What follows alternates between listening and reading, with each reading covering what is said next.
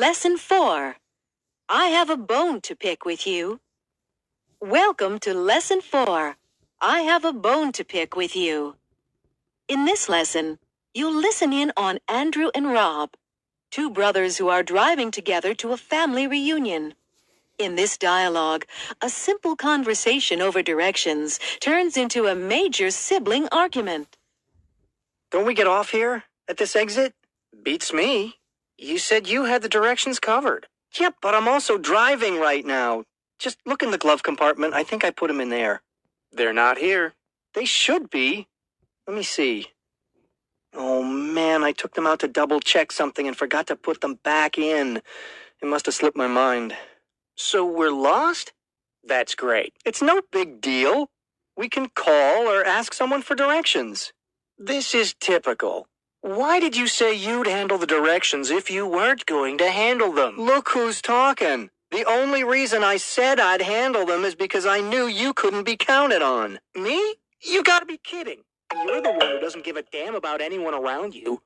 All right, let's not fly off the handle here. We just need to get directions. There's no reason to make a mountain out of a molehill. What's the deal? Come on, if you have a bone to pick with me, don't beat around the bush. Let's get it out in the open before we get to Aunt Helen's place. All right, fine. I think you've become a bit of a slacker lately. You think I'm a slacker? That's a bit harsh. Why would you say something like that? What's eating you? Well, for instance, last week you needed to borrow one of my shirts for work because you didn't bother to plan ahead and buy one yourself. It's just a shirt. Are you really that bent out of shape over my borrowing a shirt? You need to lighten up a bit, Rob. It's not just the shirt, Andrew. It's that you lean on everyone else and expect them to pick up your slack. You don't take responsibility. You're always passing the buck. That's insane. I needed a shirt for a new job. If I were such a slacker, I wouldn't even have a job. Okay, let's talk about the job then. What about it?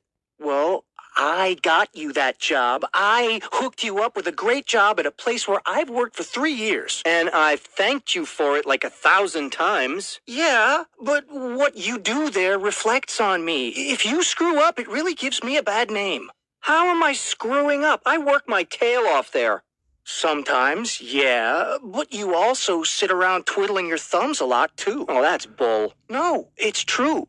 And you also seem to find a lot of time to chat up the pretty girls who walk in instead of doing your job. I'm a salesman. I'm supposed to talk with the customers. But it's the same thing at home. You're still living with Mom and Dad, and you hardly ever lift a finger around the house to help out. You're 22 years old, and your room looks like a train wreck.